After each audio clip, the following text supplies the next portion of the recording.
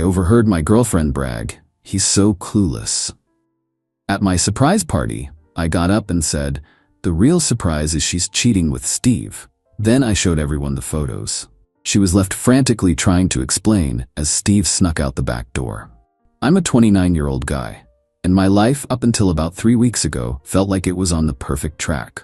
I have a great job in marketing, a solid group of friends, and a girlfriend, Anna, 26, who I genuinely thought was the one. We'd been together for 3 years, lived together for the last one, and I was even ring shopping. I know, cue the sad violins. The thing is, I'm a planner. I like to have my ducks in a row. Anna always said she loved that about me. She called me her rock, her steady hand. Turns out, she probably just meant predictable and easy to deceive. The discovery didn't happen in a single dramatic moment. It was a slow, sickening creep of suspicion that started about a month ago. Late nights working that didn't quite add up, a sudden, fierce protectiveness over her phone, a new scent on her clothes that wasn't mine or hers. I tried to ignore it, telling myself I was being paranoid. The dam broke 2 weeks before my surprise 30th birthday party. Anna was in the shower, and her iPad, which is linked to her phone, was on the nightstand. It lit up with a message notification, a name I knew all too well, Justin. The message preview was just a string of heart emojis. My heart hammered against my ribs. Against my better judgment, I picked it up. It wasn't locked. What I found was a bottomless pit of betrayal. Months of messages. Explicit, detailed texts planning their hookups, mocking me, my schedule, my predictability. There were photos. There were discussions about the future, not with me, but about how long she could maintain the good thing she had with me while having her fun with him. Justin. My stomach clenched. Justin, 29, was one of my oldest friends. He was supposed to be a groomsman at my wedding, a wedding I was actively planning in my head. The first wave was pure hot rage. I wanted to smash the iPad, to confront her right then and there. But then, something else kicked in. A strange, chilling calm. The planner in me took over. An outburst would give them control. It would devolve into screaming and crying and a messy, unresolved implosion. No, this required a different approach. A more strategic one. For the next 2 weeks, I lived a double life. On the outside, I was the same loving, attentive boyfriend. On the inside, I was an intelligence agent gathering evidence for a trial. I meticulously screenshotted every conversation. I remembered a photo a friend of a friend had sent me months ago of them looking way too cozy outside a bar, and I dug it up. I filed a formal request with my building's management for security footage, citing a concern about unauthorized access to my apartment. And after a few days of bureaucratic process, I had a crisp, time-stamped image of Anna and Justin entering the elevator together on a day I was on a business trip. I learned about my surprise party when I saw a planning email she'd accidentally left open. The irony was so thick I could choke on it. It was the perfect stage, my stage. The night of the party, I was a wreck internally. I projected calm. It was at our apartment, packed with our friends, my family, her family, the whole 9 yards. I watched Justin walk in, give me a bro hug, and hand me an expensive bottle of whiskey. "Happy birthday, man," he said with a huge fake smile. I wanted to punch him. Instead, I smiled back. "Thanks, dude. Means a lot that you're here." About an hour in, I was walking past my bedroom when I heard Anna's voice. The door was slightly ajar. She was talking to her best friend, Helen. This wasn't a discovery. This was a final confirmation. "He's so clueless," Anna said, her voice a smug whisper. "Honestly, Helen, sometimes I feel bad. He just believes everything I say. It's like taking candy from a baby." Helen murmured something I couldn't quite catch. "Oh, don't give me that look," Anna continued. "It's not like I'm gonna leave him. He's stable. He's good for me. And Justin, well, Justin is just for fun. A little excitement on the side." That was it. The last piece of justification I needed. I walked back into the living room, my resolve hardened into steel. Around 10 p.m., Anna gathered everyone, tapping a champagne flute. "Speech, speech," she beamed, launching into a gushing, saccharine speech about how wonderful I was, how she couldn't imagine her life without me.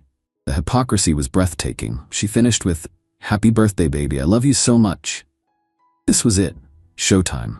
I stood up. The room quieted, expecting a thank you. I looked around at all the faces, my friends, my family, her family. Then my eyes landed on Anna. "Thank you everyone for coming," I started, my voice impossibly steady. "And thank you, Anna, for this surprise party. It's been a very enlightening few weeks."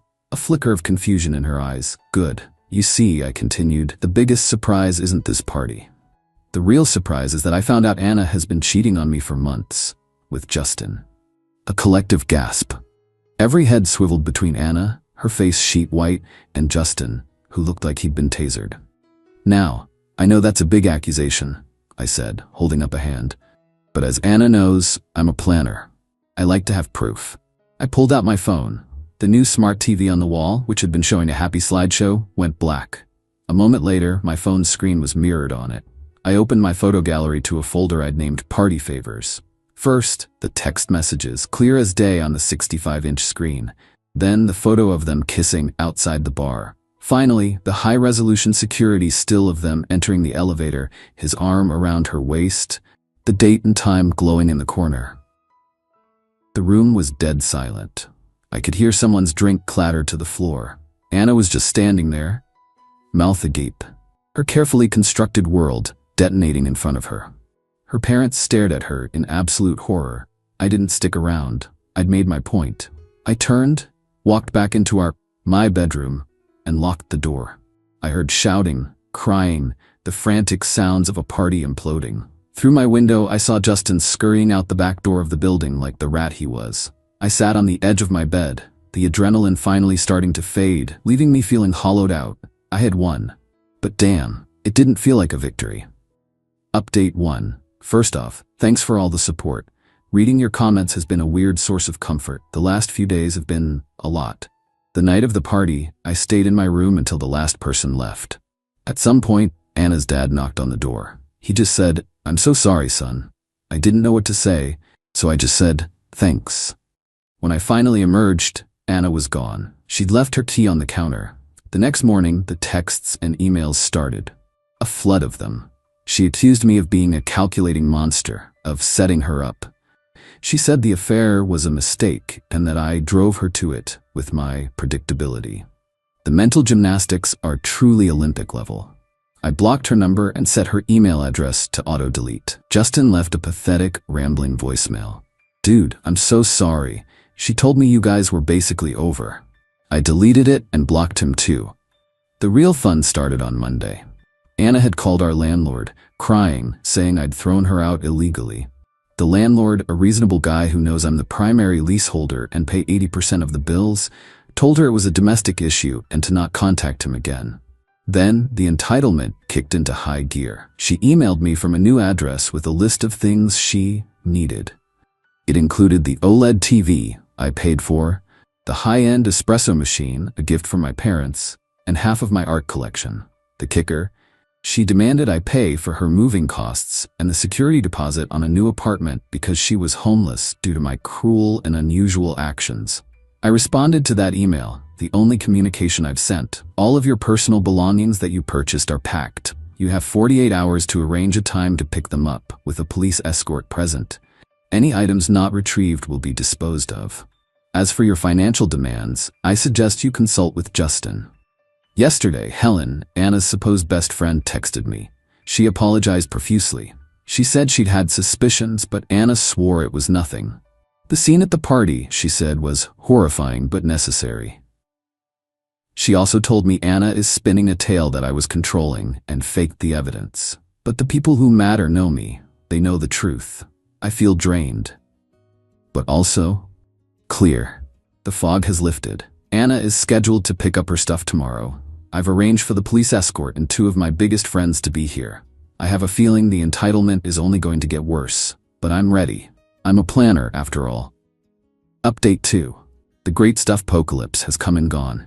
And folks, it was even more of a train wreck than I anticipated. Anna showed up an hour late with her mother, Pamela, and Justin. Yes, Justin. The sheer nerve of it was breathtaking. As arranged, 2 police officers and my 2 buddies, Stephen and Jonathan, were present. I had packed all of Anna's things into boxes and had a printed inventory list, along with a folder of receipts for every major item in the apartment.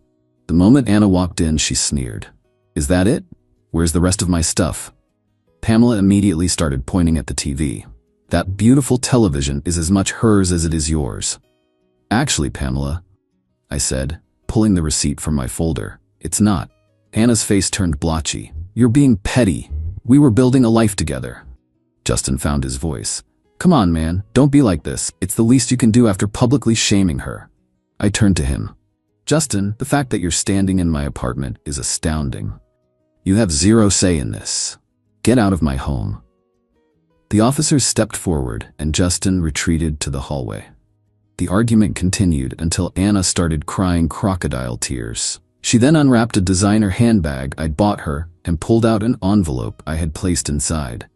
It was an itemized invoice for her share of the rent and utilities for the last 6 months, the period of the affair. The total was just over $8,000.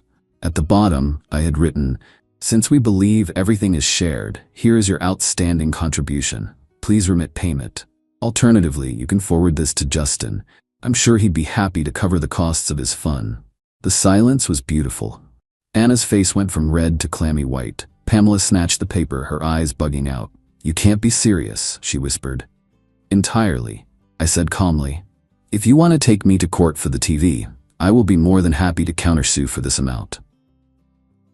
That was the breaking point. Anna shrieked, threw the handbag, and stormed out. Pamela threw the invoice on the ground and followed, slamming the door. The cops left, one of them giving me a small, approving nod. My friends and I disposed of her boxes. It felt clean, but I knew the war wasn't over. Update 3. After the humiliation of moving day, they pivoted to professional attacks. Last week, my boss, Larry, called me into his office. He'd received an anonymous email claiming I was unstable, vindictive, and a liability. It was Anna's narrative, weaponized. "Larry," I said calmly, "I anticipated this." I slid a portfolio across his desk. It contained everything. The texts, the affidavit from Helen, the security footage documentation, the invoice, and printouts of Anna's abusive emails. Larry read through it all. "I am so sorry you're going through this," he said, his face grim. "This is an incredible level of maliciousness. I'll pass this to HR. Your record here is spotless, and it's staying that way." I was relieved, but I wasn't done. They tried to destroy my livelihood.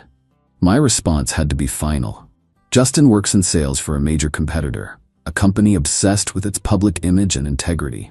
He was up for a huge promotion to regional director.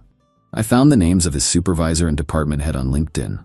I drafted a polite, professional email. Subject: information regarding employee Justin. To whom it may concern, my name is my name.